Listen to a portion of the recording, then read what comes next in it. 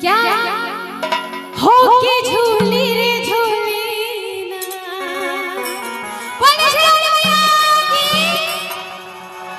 हो के झूली रे झूली ना। और मैं चाहूंगी ये भजन आप लोग झूमना पसंद करेंगे। मैं चाहूंगी दोनों हाथों को उठाइए सभी पूरे पूरे।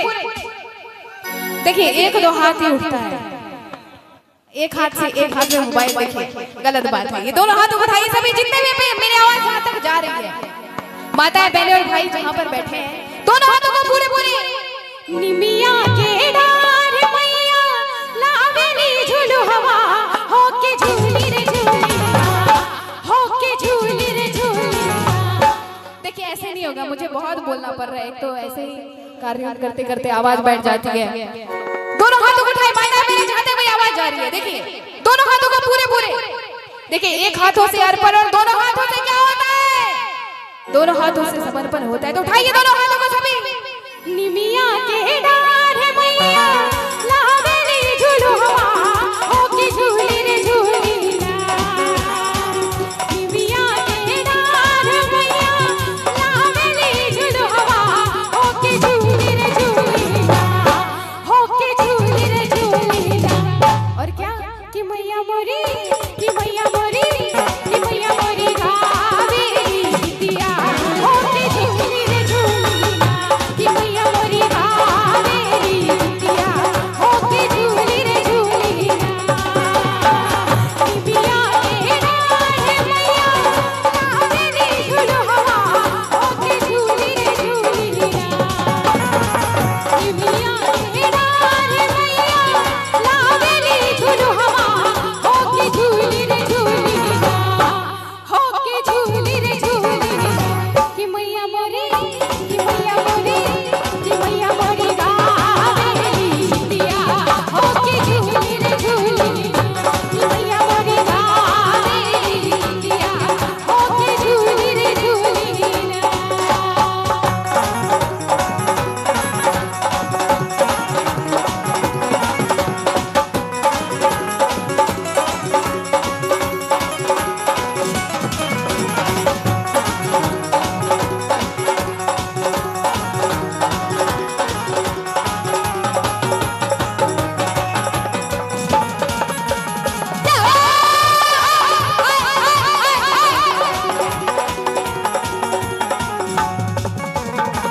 और बहुत ही प्यारी सी लाइन मैया की है क्या? झूलता झूला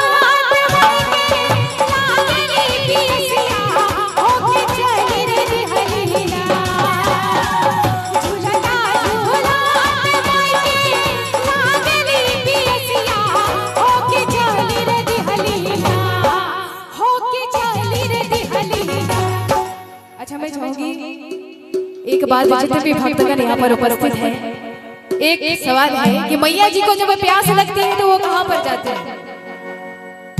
हाँ? अरे कुछ भी जवाब दे दीजिए, कहाँ पर जाती है? हाँ? नहीं बिल्कुल दुर्गा मैया की जय।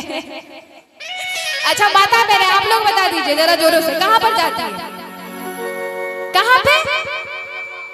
देखिए नहीं उधर से जवाब आ रहा है, कहाँ? देखिए मैं जहाँ अब तक जहाँ तक मैं गई हूँ सबसे मैंने सुना है कि कल पर जाती है। कल पर मतलब दुल्हन पर जाती है। ये सच है? सच है? नहीं ये देखिए। अच्छा चलिए मैं ही बता देती हूँ। उठाइए दोनों हाथों को सभी। माला हरिया दुनिया मैया चाहती रे दिहलिया। माला हरिया दुनिया मैया चाहती रे दिहलिया।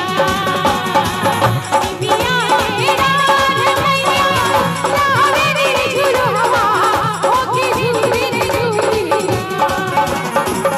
निमिया के डार मैया लावेली झूलू हवा हो के झूली रे झूली ना हो के झूली रे झूली।